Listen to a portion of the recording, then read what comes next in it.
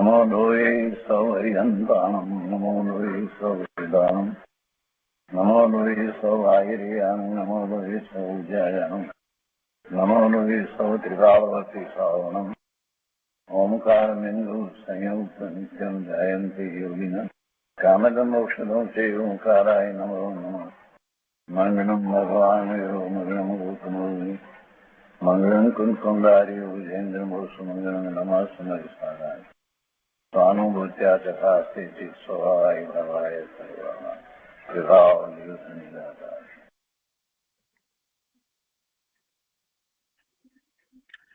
પંડિત શ્રી દોલતરામજી કૃત છ ઢાળા અને છ ઢાળા ઉપર પૂજ્ય ગુરુદેવના પ્રવચનો સહિત આપણે છ ઢાળાનો સ્વાધ્યાય કરી રહ્યા છીએ.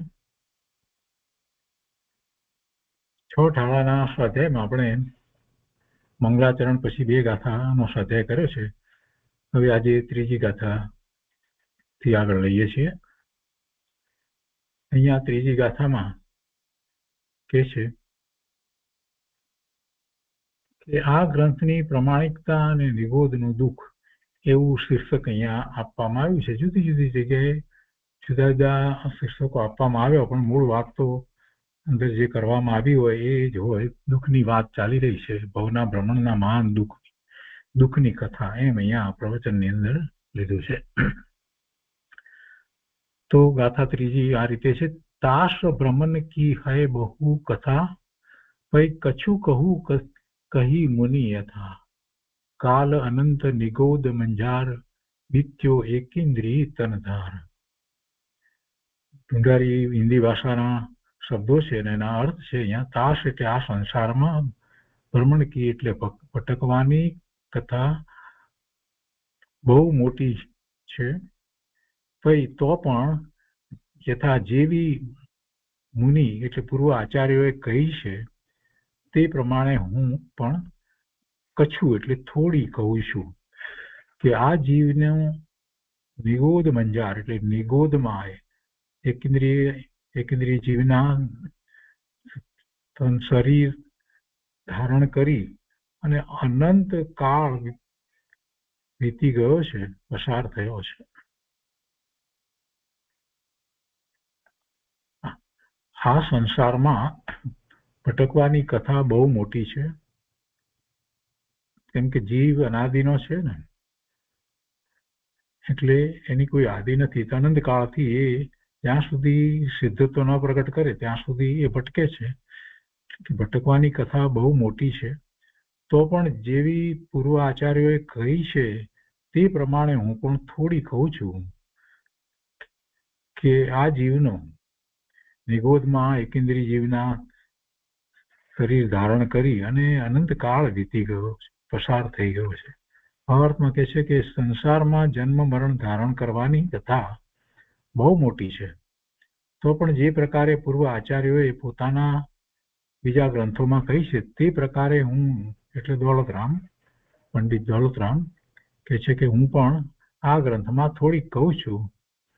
આ જીવે નરકથી પણ નિકૃષ્ટ નિગોદમાં એક ઇન્દ્રિય જીવના શરીર ધારણ કર્યા, અર્થાત સાધારણ વનસ્પતિ કાયમાં ઉપજી ત્યાં અનંત કાળ પસાર કર્યો છે.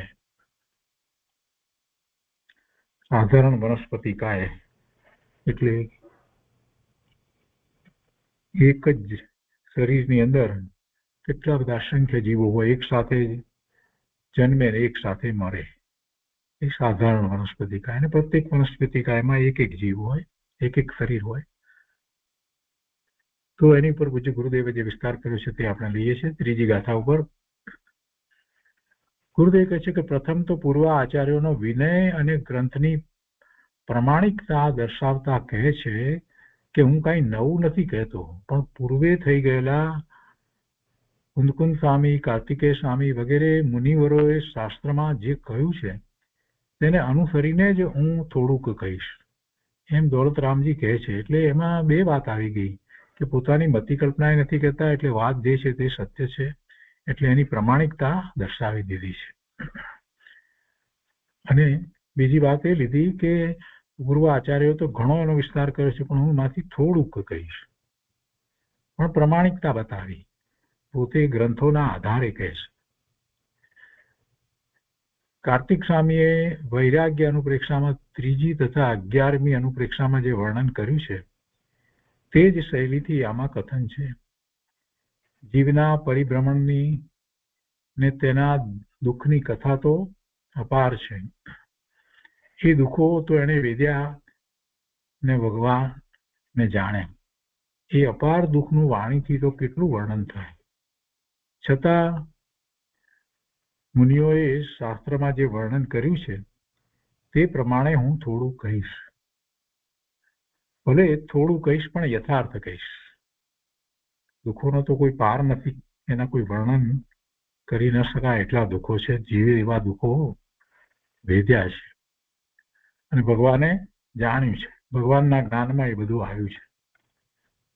ગુરુદેવ કહે છે કે ભાઈ, આત્માને ઓળખ્યા વગર તું બહુ ભટક્યો ને ઘણા દુઃખ પામ્યો. એટલા દુઃખ પામ્યો કે વચનથી કહ્યા ન જાય, વાણીમાં આવી ન શકે, એટલા બધા દુઃખો પામ્યો. અનંતકાળ તો નિગોદમાં એકેન્દ્રિયપણે વિતાવ્યો. એ દુઃખની શી વાત! એક કોર સિદ્ધનું સુખ અને એની સામે નિગોદનું દુઃખ, એ બે વચનાતીત છે. સિદ્ધના સુખનું વર્ણન નથી થઈ શકતું અને બીજી તરફ નિગોદનું દુઃખ, એનું વર્ણન કરી શકાય નહીં, વચનાતીત છે. 7મી નરક કરતા નિગોદના દુઃખો અનંત ગુણા છે. ભાઈ, આવું મોટું દુઃખ છે તો તારી ભૂલ પણ મોટી છે, માટે તેને ટાળવાનો મોટો પુરુષાર્થ કર. એ માટે આ ઉપદેશ છે. હવે અહીંયા નિગોદના દુઃખની વાત કરી, એ જરાક કલ્પનામાં ના આવે. નરકના દુઃખના વર્ણનો આવે એટલે એ જીવને બેસી જાય, પણ નિગોદના દુઃખનો જીવને ખ્યાલ નથી આવતો. કેમ કે એને જ્ઞાન કરવાની શક્તિ ઓછી છે, એટલે એમ જાણે છે કે એને દુઃખ પણ કેવી રીતે ખ્યાલમાં આવતું હશે. એવી ખોટી ઊંધી માન્યતા ઘણા લોકોને છે. કાફ એકેન્દ્રિય વગેરે વનસ્પતિ વગેરે છે, એ જ્ઞાન નથી એટલું કરી શકતા, તો પછી દુઃખની પણ એમને ક્યાંથી એટલી બધી ખબર પડતી હશે? પણ એમ નથી. એમને 7મી નરકના દુઃખો જે છે જીવને, એના કરતા પણ ઘણું વધારે દુઃખ છે જેનું વર્ણન થઈ શકે નહીં. અને એ વાત અહીંયા પૂજ્ય ગુરુદેવે આ ગાથાના વિસ્તારમાં સમજાવી છે. ગુરુદેવ કહે છે કે સમ્યક દર્શન જ્ઞાન ચારિત્ર તે જ દુઃખથી છૂટવાનો અને સુખી થવાનો ઉપાય છે, પણ તે મહા દુર્લભ છે, અતિ દુર્લભ છે. સમ્યક તો પ્રગટ કરવું એ કાંઈ સહેલું નથી. અનંત કાળે નિગોદમાંથી નીકળી ત્રસપણું પામવું દુર્લભ છે, અને ત્રસમાં પચેન્દ્રિયપણું દુર્લભ, અને તેમાં પણ સંગની પચેન્દ્રિયપણું થવું એ દુર્લભ. અને સંગની થાય તો તેમાં પણ એ ક્રૂર તિર્યન કે નરકમાં જાય, એટલે એમાં પણ મનુષ્યપણું મળવું દુર્લભ.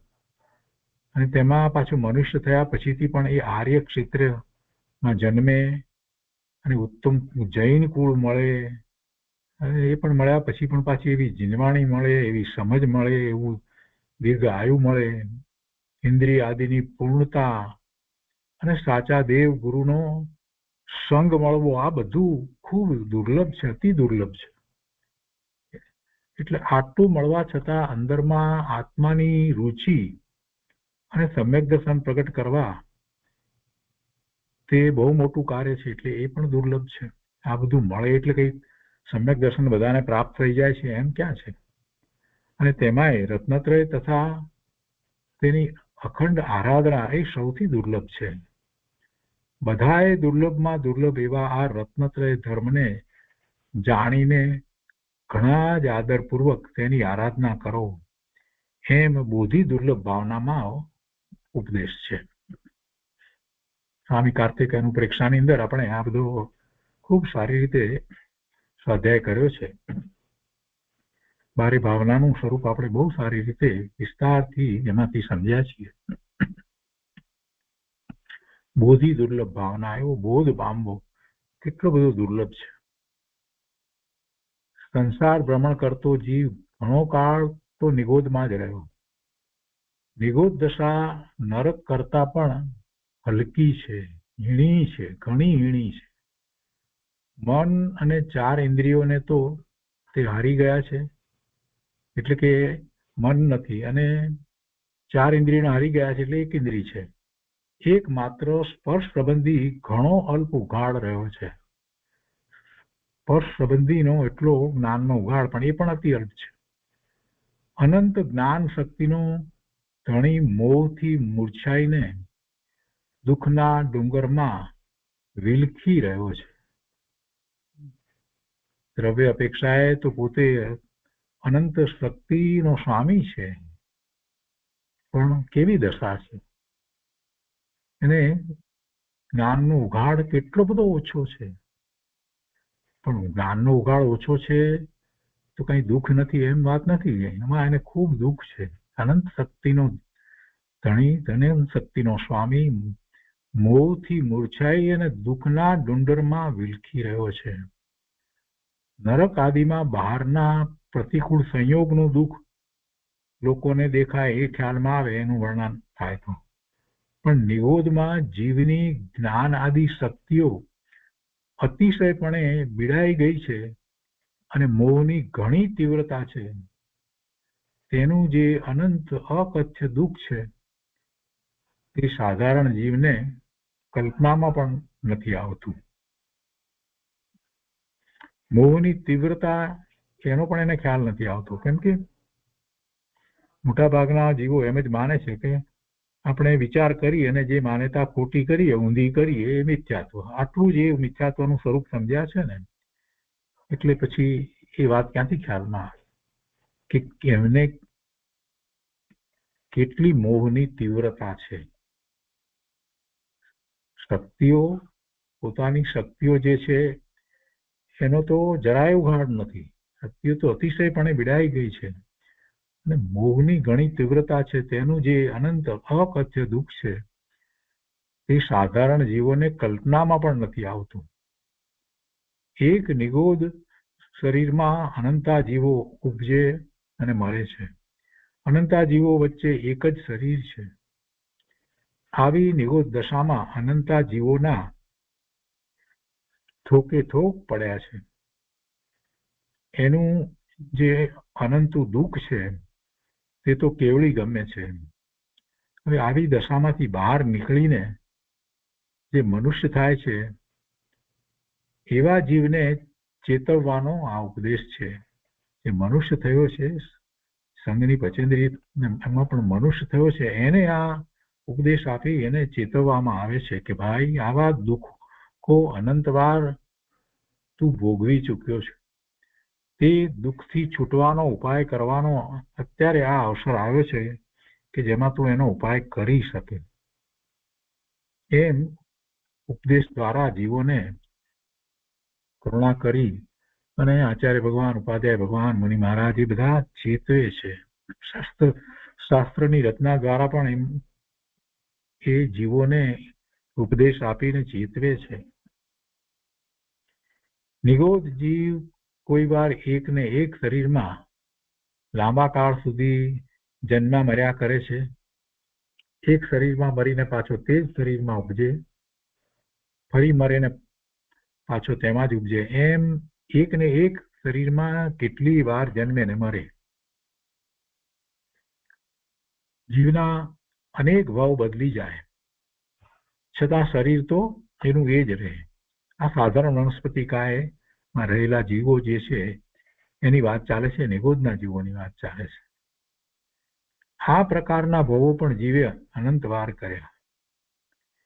નિજ સ્વરૂપને ભૂલીને દેહની મમતાથી અનંત શરીર ધારણ કર્યા, પણ એકેય શરીર જીવનું થઈને રહ્યું નહીં. તેમજ અનંત કાળથી શરીર ધારણ કરવા છતાં આત્મા તે શરીર રૂપ થયો નહીં. ગમે તેટલા શરીર બદલ્યા પણ આત્મા ક્યારેય શરીર રૂપ થયો નથી અને કોઈ શરીર એની સાથે ગયું નથી. છેવટે એ શરીર છોડીને એ ચાલ્યો જાય બીજા ભાવમાં.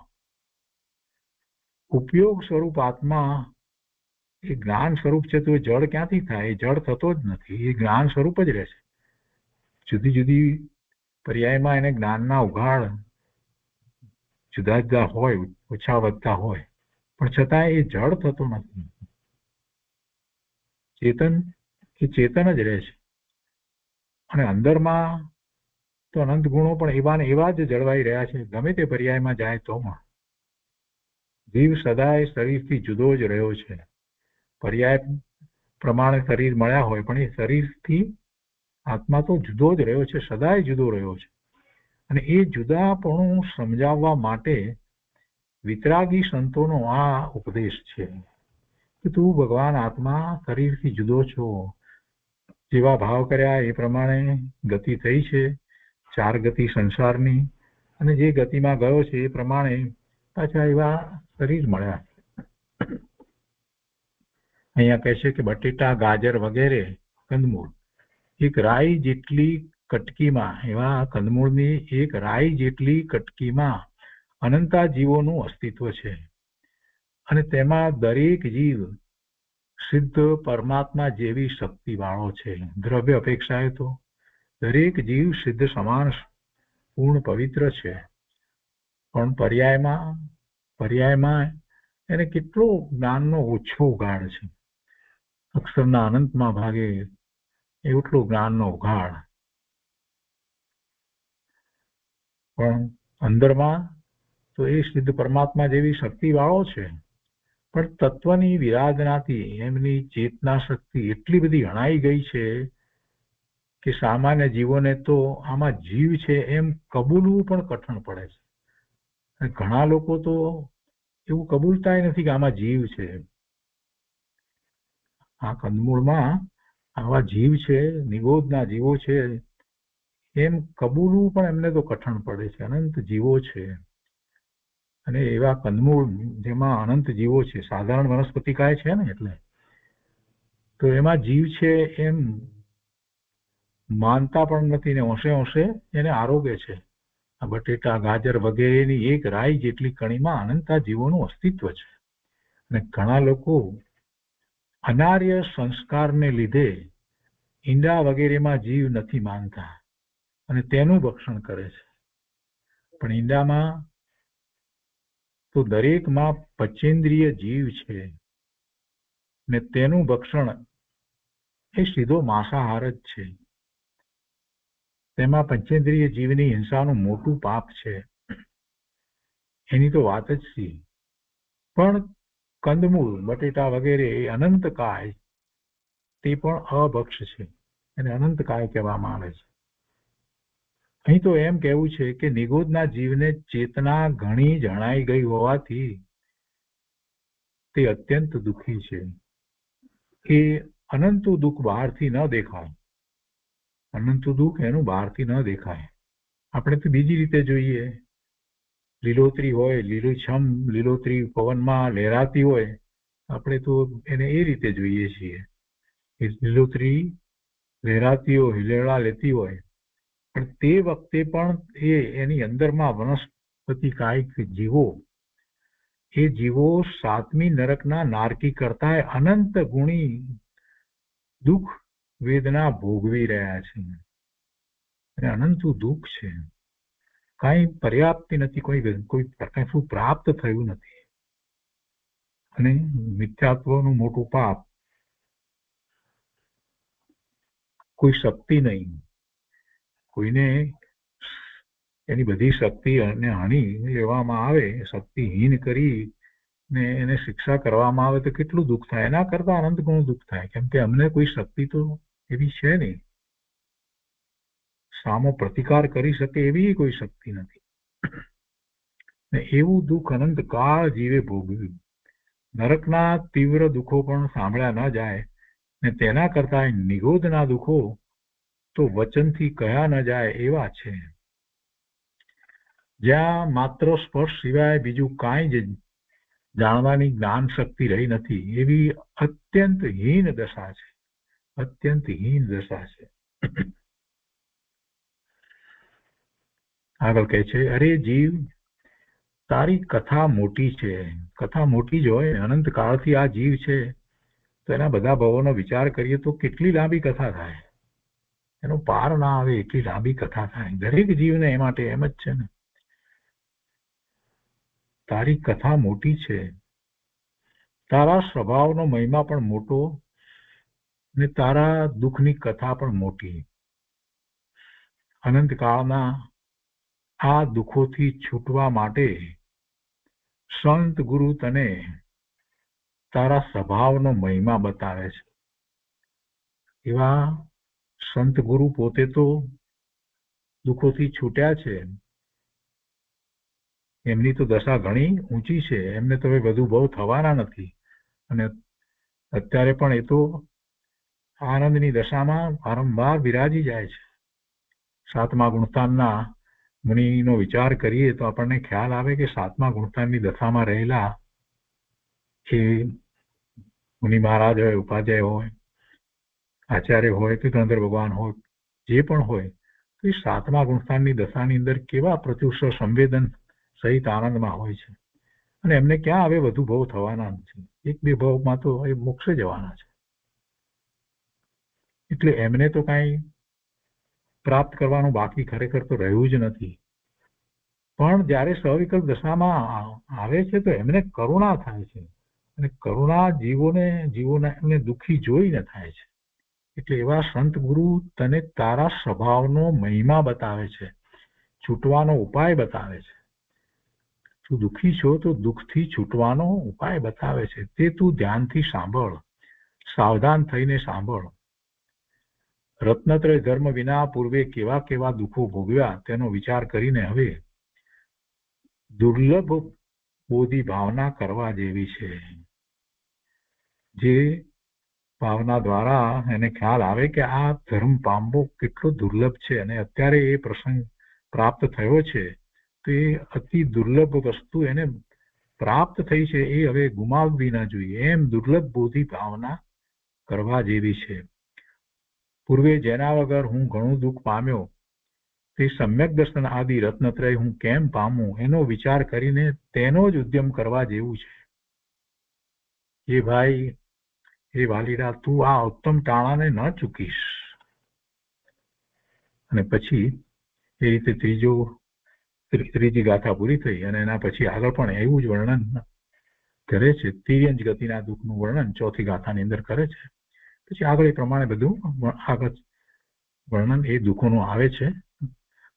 તો અહીંયા કહે છે કે હે જીવ સાંભળ આ તારા દુઃખની કથા, એમ કરી અને વાત લીધી છે. અને ત્યાં પણ ચોથી ગાથા માટે નિગોદનું દુઃખ અને ત્યાંથી નીકળી પ્રાપ્ત કરેલ પર્યાયો, એના પછીની જે પર્યાયો એમાં પણ દુઃખ છે, એ બધી વાત ચોથી ગાથામાં લે છે. ચોથી ગાથામાં કહે છે કે એક શ્વાસ મેં 8-10 બાર જન્મ્યો મર્યો ભર્યો દુઃખ ભાર, નિક્ષી ભૂમિ જલ પાવક ભર્યો, પવન પ્રત્યેક વનસ્પતિ થયો. અને એના અર્થમાં કહે છે કે નિગોદમાં આ જીવ એક શ્વાસ મેં એટલે એક શ્વાસમાં 8-10 વાર 18 વાર જન્મ્યો અને મર્યો, અને દુઃખ ભાર એટલે દુઃખોના સમૂહ સહન કર્યા, ભર્યું દુઃખ ભાર ભર્યો એટલે દુઃખોના સમૂહ એને સહન કર્યા, અને ત્યાંથી નિકસી એટલે નીકળીને ભૂમિ જલ પાવક ભયું, પવન પ્રત્યેક વનસ્પતિ થયો.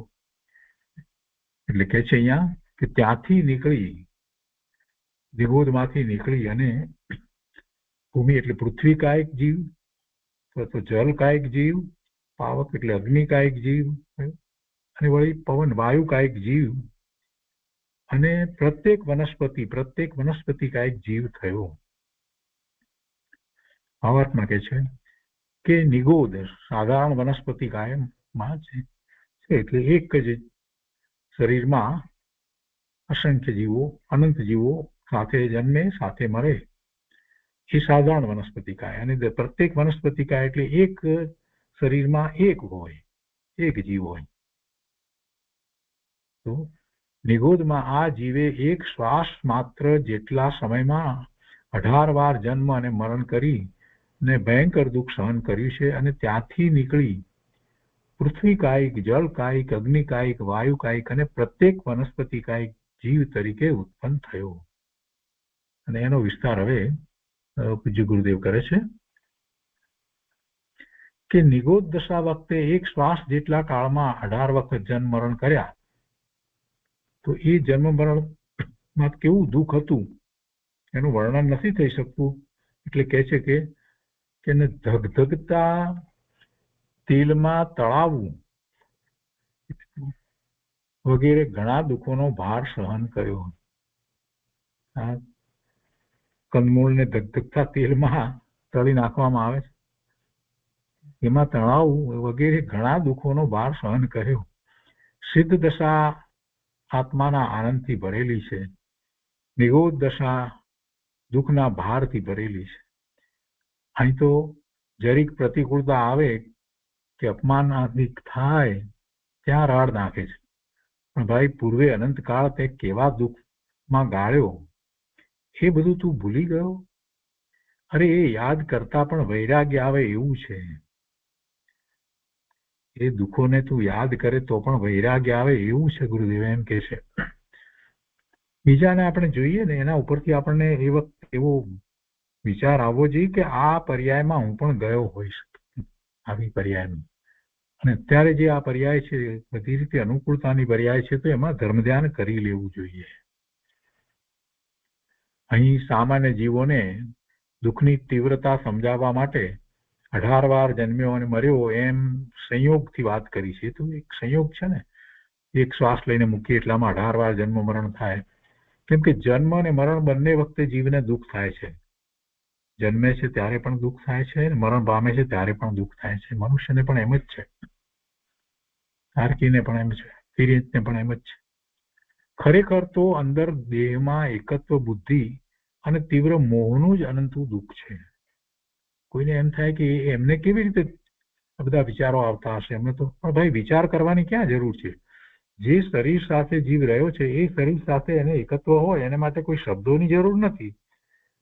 તિર્યંતને પણ જે શરીર સાથે છે તો એ શરીરને પોતાનું માને, એના સહિત જ પોતાનું અસ્તિત્વ માને છે. ભલે એને શબ્દો નથી આવડતા, અસ્તિત્વ, શરીર વગેરે કાંઈ, પણ પોતે એ શરીર સાથે તન્મય થઈને રહ્યા છે. દરેક જીવનું એમ જ છે. સંસાર પર્યાયમાં છે ત્યાં સુધી દરેકને જીવ સાથે, દરેકને શરીર સાથે, દરેક જીવને શરીર સાથે તન્મયપણું હોય છે. જેને સમ્યક દર્શન થયું છે એને જે તન્મયપણું છૂટી જાય છે, એ જ એનાથી જુદો પડે છે. ભેદ જ્ઞાન કરી અને જુદો પડે છે. એટલે દરેક જીવને એમ છે. ગુરુદેવ કહે છે ખરેખર દુઃખનું કારણ શું છે? તો કે ખરેખર તો અંદર દેહમાં એકત્વ બુદ્ધિ અને તીવ્ર મોહનું જ અનંતું દુઃખ છે. એ જ રીતે નરક આદિના દુઃખમાં પણ વર્ણન તો છેદન ભેદન વગેરે સંયોગથી કરશે. છેદન થાય, ભેદન થાય વગેરે કરે, પણ છેદન ભેદન થાય પણ છેવટે તો દુઃખ શેનું છે? કે શરીર સાથે એકત્વ છે એનું દુઃખ છે. પણ તે વખતે અંદરમાં મિથ્યાત્વ ભાવથી જીવ દુઃખી છે એમ સમજવું.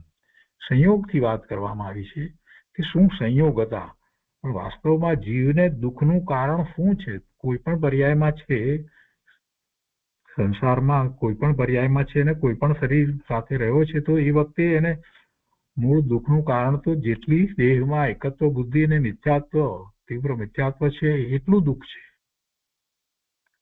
આપણે સંયોગને જોઈને સંયોગના વર્ણન કરીએ છીએ અને સંયોગથી દુઃખ થાય એમ આપણે માનીએ છીએ, પણ મૂળ કારણ, દુઃખનું કારણ તો આ છે. ગુરુદેવ સમજાવે છે કે જીવ પોતાને ભૂલીને પરમાં જ મોહ્યો છે. શરીર સરખું હોય ત્યાં જાણે કે હું સુખી, શરીરમાં પ્રતિકૂળતા થાય ત્યાં જાણે કે હું દુઃખી. એટલે બધું શરીર પ્રમાણે બધું માને છે, સંયોગ પ્રમાણે બધું માને છે. ધન પૈસા આવ્યા હોય, 1,00,000 2 લાખ રૂપિયા આવે ત્યાં જાણે કે હું ઘણો આગળ વધી ગયો, હું હોશિયાર થઈ ગયો, હું સુખી થઈ ગયો. અને પૈસા જાય ત્યાં જાણે જીવન હારી ગયો. એટલે આમ મોહથી જીવ હેરાન થઈ રહ્યો છે. સંયોગ બહારમાં જે છે એનાથી ખરેખર એ હેરાન નથી થતો, પણ એ સંયોગમાં એને એકત્વ છે, શરીર સાથે એકત્વ છે, એટલે એ એનાથી દુઃખી થાય છે. ગુરુદેવ કહે છે કે આ તો પચીન્દ્રિય જીવની વાત થઈ. એકેન્દ્રિયના દુઃખો તો અનંત છે. એની પાસે 12માં માત્ર શરીર છે, એક ઇન્દ્રિયની વાત કરે છે, અને તે પણ એક શ્વાસમાં તો 18 વાર છોડે છે. સાધારણ વનસ્પતિ કાયમાં છે તે, અને નવા ધારણ કરે છે. અને જે પ્રત્યેક વનસ્પતિ કાયમાં છે એમાં શું છે, બિચારું ત્યાં ને ત્યાં જ રહે છે. એક ઝાડને જોઈએ અને એની ઉપર પાછા બીજા કેટલાય જીવો રહ્યા હોય અને કેટલાય પ્રકારે એને કોતરતા હોય, કરતા હોય બધું, તો એ ક્યાં કાંઈ કરી શકે છે? પ્રત્યેક વનસ્પતિ કાયમાં પણ શું થાય છે? એટલે એવો તીવ્ર રાગનો ભાવ છે. એને આપણે જે કષાયની વાત કરીએ છીએ એના કરતા અનંત ઘણા તીવ્ર કષાયો હોય છે, સામાન્ય કષાય કરતા પણ. આપણે જે વાત કરી એના કરતા. અને એમને એમ એ એકેન્દ્રિયમાં, વનસ્પતિ કાયમાં એકેન્દ્રિયમાં રહ્યો હોય, કોઈ છોડ થયો હોય કે કોઈ મોટું વૃક્ષ થયો હોય, એમાં કેટલાય વર્ષો સુધી રહીને ફરી પાછો એમાંથી એમાં જ પાછો જન્મે છે. કેમ કે એ એવા જ ભાવમાં એ જીવન એટલા વર્ષો સુધી વિતાવે છે. અહીંયા તો સાધારણ વનસ્પતિ કાયની વાત લીધી છે કે જેમાં એક શરીરમાં અનંત જીવ છે, અસંખ્ય જીવ છે, એ બધી વાત આપણે કરીએ છીએ. તો એ 18 વાર જન્મ મરણ એક શ્વાસમાં કરે છે. 1 મિનિટમાં તો હજારો ભાવ થઈ જાય. એના દુઃખનું શું કહેવું, પણ એ દુઃખ દેહ બુદ્ધિનું જ છે. ભાઈ, દેહ તું નથી, તું તો ઉપયોગ રૂપ આત્મા છો, એમ સમજ તો દેહ બુદ્ધિના તારા દુઃખ ટળે.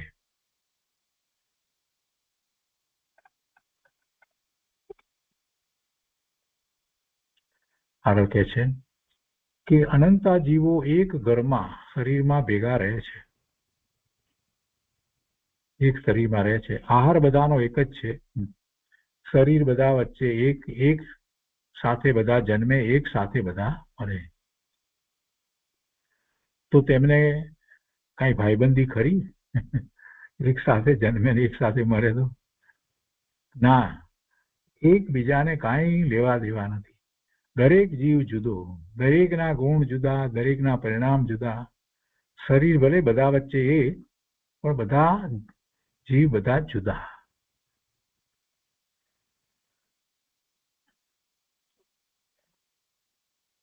એટલે અહીંયા એક વાક્ય છે ને, એમાં 1 મિનિટમાં તો હજારો ભાવ થઈ જાય, એટલે હજારો જીવોના ભાવ થઈ જાય એમ સમજવાનું.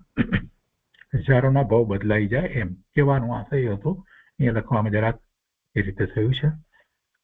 અહીંયા ગુરુદેવ કહે છે કે એકબીજાની સાથે કાંઈ લેવા દેવા નથી. દરેક જીવ જુદો, દરેકના ગુણ જુદા, દરેકના પરિણામ જુદા. શરીર ભલે બધા વચ્ચે એક, પણ જીવ બધાના જુદા. ત્યાંથી મરીને કોઈ મનુષ્યમાં આવે અને કોઈ પાછો ત્યાં ને ત્યાં ઉપજે. કોઈ ત્યાંથી મરીને ત્રસ પણ થાય, પચેન્દ્રિય પણ થાય, અને મનુષ્ય પણ થાય. દરેક જીવ પોતે એકલો પોતાના અનંત દુઃખને ભોગવે છે. નારકીના જીવો તો પચેન્દ્રિય છે, નિવૃત્તના જીવને માત્ર એક ઇન્દ્રિય છે. તેની દશા ઘણી હીણી છે, તુચ્છ થઈ ગઈ છે. રાગ, દ્વેષ, મોહ પરિણામની ઘણી તીવ્રતા છે. શબ્દો નથી આવડતા, પણ પરિણામ એવા છે. તીવ્રતા, ખૂબ તીવ્રતા પૂર્વક. એને ખૂબ દ્વેષ હોય, કાંઈ મળ્યું નથી એટલે ખૂબ દ્વેષ હોય. ભૂલી ન શકે એટલે એને દ્વેષ ભાવ ન થાય એવું થોડું છે. આપણે ઘણી વખત એવા જોઈએ કે જે પ્રતિકાર કરી ન શકે એવા ન હોય, નિર્બળ હોય, અને કોઈ એને લૂંટી લે, બધું જ એનું લઈ જાય, તો બોલી ન શકે એટલે એનું શું, એના પેલા પ્રત્યે દ્વેષ નથી થયો? ઘણો જ દ્વેષ થયો હોય, પણ સમથમીને રહી જાય. શક્તિ પ્રતિકાર કરવાની ન હોય તો શું કરે? પણ એથી કરીને એને દ્વેષ નથી થયો અંદરમાં, એમ નથી થતું. એવી રીતે આ જીવો છે, એમની પાસે એવી કોઈ શક્તિ નથી પ્રતિકાર કરવાની, પણ એથી કરીને એમને જે દુઃખ થાય છે અને જે દ્વેષ ભાવ જે થાય છે, એ બધા પરિણામ તો તીવ્ર હોય છે. રાગ, દ્વેષ, મોહ પરિણામની ઘણી તીવ્રતા છે, અને તે જ મહાદુઃખ છે. બહારમાં દુઃખ નથી, મોહ તે દુઃખ છે, અને મોહનો અભાવ તે સુખ છે. ખરી વસ્તુ ફરીથી આછી ગુરુદેવ સમજાવે છે કે ખરેખર બહારના સંયોગો છે એ દુઃખનું કારણ નથી. જેટલું એકત્વ છે શરીર સાથે, એટલું દુઃખ થાય છે. મોહ તે દુઃખ અને મોહનો અભાવ તે સુખ. છેદન ભેદન કે જન્મ મરણ એ તો સંયોગથી વાત કરી છે કે છેદન ભેદન થાય, જન્મ મરણ થાય એટલે દુઃખ થાય, એ તો સંયોગથી વાત કરી છે. પણ અંદર દેહની તીવ્ર મમતાથી જીવ મૂર્છાઈ ગયો છે, તેનું જ દુઃખ છે. અનંત કાળથી જીવ ત્યારથી છે ત્યારથી એ મિથ્યાત્વ સહિત છે, અજ્ઞાન સહિત છે. ત્યારે જયારે એની કંઈક સારી ગતિ થઈ છે તો એને અવકાશ મળ્યો છે, પણ એને ધ્યાન આપ્યું નથી અને પોતાના સ્વરૂપને જાણવાનો, ઓળખવાનો પ્રયત્ન નથી કર્યો. એટલે મોહ એનો ગયો નથી અને મોહને કારણે એ દુઃખી છે. મોહનો અભાવ તે સુખ છે. છેદન ભેદન કે જન્મ મરણ એ તો સંયોગથી વાત કરી છે. અંદર દેહની તીવ્ર મમતાથી જીવ મૂર્છાઈ ગયો છે, તેનું જ દુઃખ છે. જેમ કોઈ મનુષ્ય વારંવાર વસ્ત્રો બદલાવે, વસ્ત્રો પલટાવે તો એ તેને વસ્ત્રની મમતા સૂચવે છે. તેમ નિગોદના જીવો 1 મિનિટમાં હજારો વાર જન્મ મરણ કરીને શરીર બદલાવે છે, તેને મોહની તીવ્રતા છે. તેમાં તેને મોહની તીવ્રતા છે. મોહની તીવ્રતા વગર એવો પ્રસંગ હોય નહીં. જેમ અરિહંતોને મોહનો નાશ થઈ ગયો છે તો ફરીને દેહ ધારણ કરવાનું રહ્યું નથી. સમ્યક દ્રષ્ટિને અલ્પ મોહ બાકી રહે અને એકાદ શરીર ધારણ કરવું પડે તો તે ઉત્તમ દેહને જ ધારે છે. હલકા ભાવ તેને હોતા નથી. દેહની તીવ્ર મમતામાં મૂર્છાયેલો જીવ નિગોદમાં ઉપરા ઉપરી શરીર ફેરવ્યા કરે છે.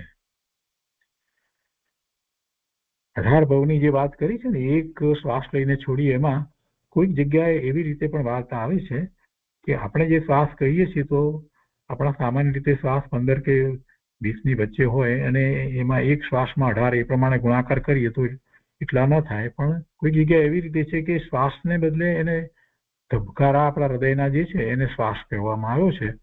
તો 1 મિનિટની અંદર આપણને 72 ધબકારા થાય તો એક ધબકારામાં એને 18 ભાવ થાય. એવી રીતે પણ કોઈકે ગણતરી મૂકી છે. તો કદાચ કોઈ અપેક્ષાથી એમાં ઘણા વધારે ભાવ એટલે હજારો ભાવ એમ કહેવામાં, 1000 ભાવ થઈ જાય એવી રીતે પણ વાત કહેવામાં આવી છે. એવી રીતે પણ વાત છે. એટલે અહીંયા કહ્યું ને મિનિટમાં હજારો વાર જન્મ મરણ કરે, તો એ બધી રીતે વાત કરવામાં આવી છે. મૂળ વાત એ છે કે આપણે ગણીએ બોલીએ એના કરતા વધારે ઝડપથી એને જન્મ મરણ થાય છે.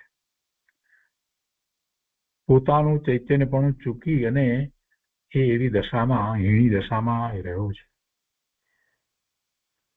નિગોદમાં એ રીતે શરીર બદલ્યા કરે છે. એટલે એને એવા શરીર બદલાય છે, એવા જેના ભાવ રહ્યા છે, એટલે એમાં જ એવો જન્મ થયા કરે છે. પોતાનું ચૈતન્ય પણ ચૂકીને દેહમાં જ આખો અર્પાઈ ગયો છે.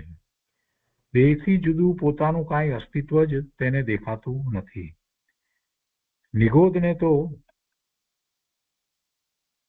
નિગોદને તો એવા શ્રવણનો કે વિચારનો અવકાશ રહ્યો નથી.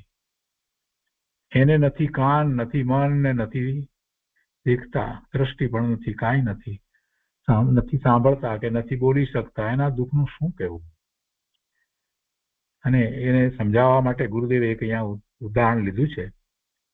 ગુરુદેવ કહે છે કે જેમ કોઈ રૂપાળા રાજકુમારને પકડી મજબૂત લોઢાની સાંકળથી બાંધી તેના બધા અંગોમાં સખત ડૂચા દઈ દીધા હોય, આંખમાં લોખંડના ખીલા મારી દીધા હોય, કાનમાં મજબૂત ખીલી દીધી હોય, નાકમાં કંઈક શીશામાં શીશું ભરાવી દીધું હોય અને જીભને કાપી નાખી હોય, પછી તેને સજ્જડ લોઢાની કોઠીમાં બંધ કરી અને ચારેકોર અગ્નિ જલાવીને શેકે અને તેને જે દુઃખ થાય તેથી એ વધુ દુઃખ નરકમાં છે.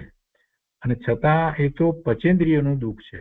પણ નિગોદના જીવોનું દુઃખ તો એનાથી અનંત ઘણું છે. નિગોદના જીવનું દુઃખ તો એનાથી અનંત ઘણું છે. પ્રતિકૂળ સંયોગ ઉપરથી કંઈક વર્ણન થાય, બાકી એનું દુઃખ તો કઈ રીતે સમજાવવું? નિગોદના જીવોનું દુઃખ કેવી રીતે સમજાવવું?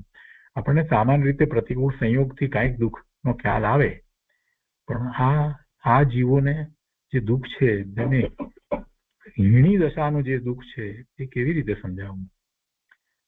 જેમ સિદ્ધનું સુખ અતિન્દ્રિય અને એનું વર્ણન ન થઈ શકે, તેવી રીતે નિગોદનું દુઃખ પણ ઇન્દ્રિયોથી પાર.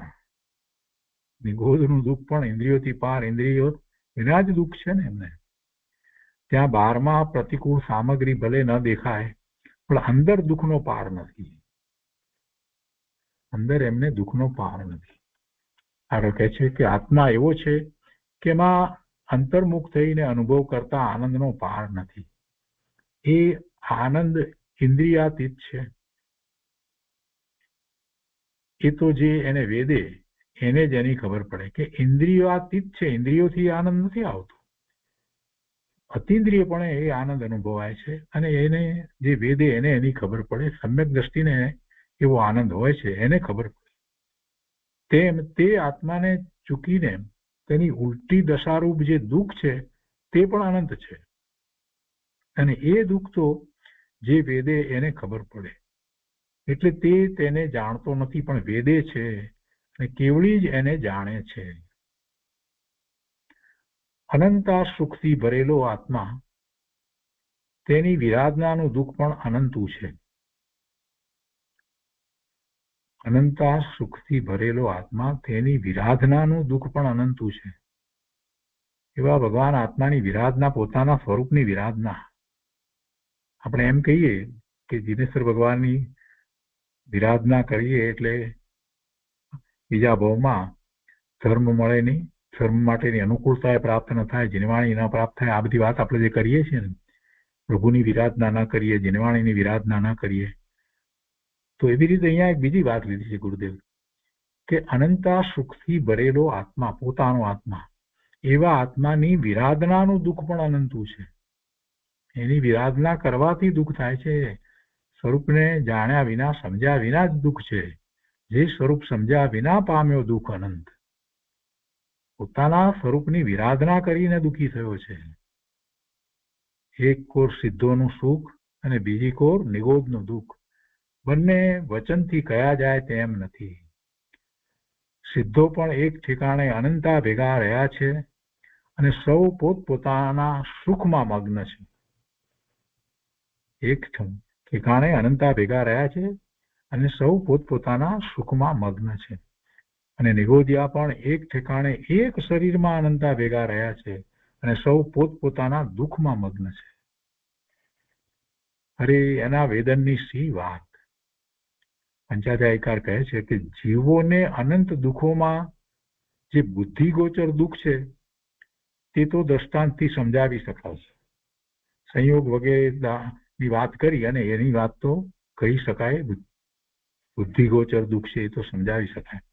પરંતુ જે બુદ્ધિમાં નથી આવતું, એટલે અબુદ્ધિગોચર દુઃખ છે, એ ઘણું દુઃખ છે, અને એ દુઃખ દ્રષ્ટાંત દ્વારા સમજાવી શકાતું નથી. જેમ સિદ્ધ ભગવાનનું અતિન્દ્રિય સુખ દ્રષ્ટાંત દ્વારા સમજાવી શકાતું નથી, તેમ નિગોદનું દુઃખ પણ દ્રષ્ટાંત દ્વારા સમજાવી શકાતું નથી. આગળ ગુરુદેવ કહે છે કે ભાઈ, અજ્ઞાનથી તે નિજ સ્વરૂપને ભૂલીને ઘણા દુઃખો ભોગવ્યા, અને ઘણા લાંબા કાળ સુધી ભોગવ્યા. તેનું વર્ણન વાણીમાં પૂરું નથી આવતું. અનંત ગુણથી ભરેલા આખા આત્માને જ્યાં મિથ્યાત્વથી ઢાંકી દીધો, અને જ્યાં જ્ઞાન આદિનો અનંતમાં ભાગનો જ ઉઘાડ રહ્યો, એવી નિગોદ દશાના અનંત દુઃખમાં જીવે સંસારનો અનંત કાળ ગુમાવ્યો છે. વેડફ્યો છે પોતાની એ પર્યાયની અંદર. સમુચ્ચયપણે એકેન્દ્રિયમાં ઉપરા ઉપરી જન્મ મરણ કર્યા કરે, તો તેમાં રહેવાનો ઉત્કૃષ્ટ કાળ અસંખ્ય પૂતગલ પરાવર્તન એટલે અનંત કાળ છે. સમુચ્ચયપણે એકેન્દ્રિયમાં ઉપરા ઉપરી જન્મ મરણ કર્યા કરે, તો તેમાં રહેવાનો ઉત્કૃષ્ટ કાળ અસંખ્ય પૂતગલ પરાવર્તન એટલે અનંત કાળ છે. આ સ્થિતિ એવા જીવની સમજવી કે જે તેમાંથી નીકળીને ફરી એકેન્દ્રિયમાં ગયો હોય. અનાદિના એકેન્દ્રિય જીવની આ સ્થિતિ ન સમજવી. બાદર કે સૂક્ષ્મ બધા ભાવ તેમાં આવી જાય છે. એકેન્દ્રિયના સૂક્ષ્મ હોય કે બાદર ઇન્દ્રિય એકેન્દ્રિય જે છે એમાં પ્રત્યેક જે છે એની અંદર બાદર પણ હોય, સૂક્ષ્મ પણ હોય. એ જ રીતે એકલા સૂક્ષ્મ એકેન્દ્રિયના ભાવમાં ઉપરા ઉપરી જન્મ મરણ કરી અને રહેવાનો ઉત્કૃષ્ટ કાળ અસંખ્યાત લોક પ્રમાણ સમય અસંખ્યાત કાળ છે. એકલા બાદર એક ઇન્દ્રિયમાં અસંખ્યાત ઉત્સર્પિણી અવસર્પિણી કાળ છે. બાદર એક ઇન્દ્રિયમાં પણ પૃથ્વીકાય વગેરે દરેકમાં રહેવાનો ઉત્કૃષ્ટ કાળ 70 ક્રોડાક્રોડી સાગર છે. અને સમુચ્ચયપણે વનસ્પતિ કાયમાં રહેવાનો કાળ અસંખ્યાતા પૂતગળ પરાવર્તન છે. પરંતુ એકલા નિગોદમાં સાધારણ વનસ્પતિ કાયમાં જન્મ મરણ કરે અને વચ્ચે બીજા ભાવ ન કરે તો એ રીતે ઇતર નિગોદમાં રહેવાનો ઉત્કૃષ્ટ કાળ 2.5 પૂતગળ પરાવર્તન છે. આ બધી વ્યવહાર રાશિના જીવની વાત છે. એનાથી અનંત ગણા જીવો તો એવા છે કે જે અનાદિથી હજી સુધી નિગોદમાં અને નિગોદમાં જ જન્મે મરે છે. તેમાંથી બહાર બીજી ગતિમાં હજુ આવ્યા નથી, એટલે નિત્ય નિગોદમાં છે.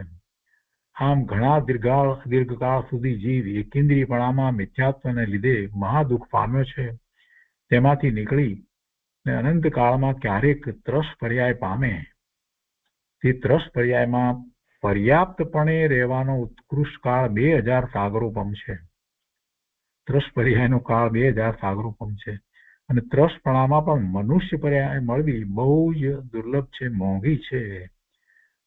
અને ત્યાં સમ્યક દર્શન આદિ બુદ્ધિની અને મુનિ દશાની દુર્લભતાની તો પછી વાત જ શું કરવી.